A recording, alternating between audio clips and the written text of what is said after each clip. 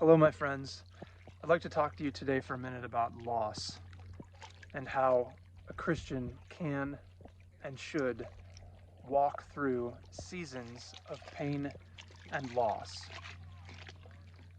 We've all experienced something in some way, whether it's the loss of a loved one, the loss of a pet, maybe it was a relationship that didn't work out the way that you wanted it to.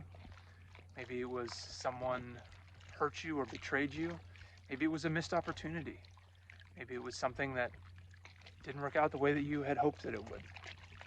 But we've all felt on some level the sense of grief, the sense of loss, that sense of emptiness.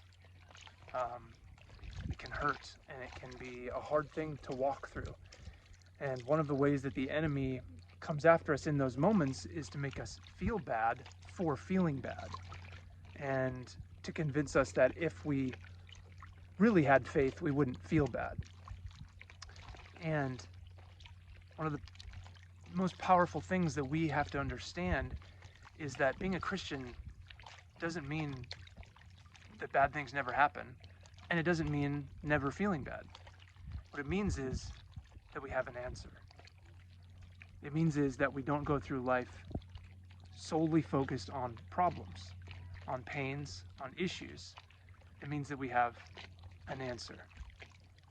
See, Isaiah 53:4 says, "Surely he has borne our griefs and carried our sorrows." That means that if you are going through grief or going through sorrow, Jesus has carried this. There's no grief, there's no sorrow that he hasn't carried. And that means that Jesus is the bridge from where you are to tomorrow. He is the bridge for your heart through the grief, through the sorrow, to better days. He has carried it, and he carries you through it. And that means that you are never alone.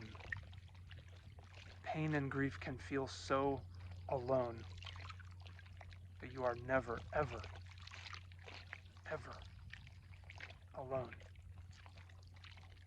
And one final thought.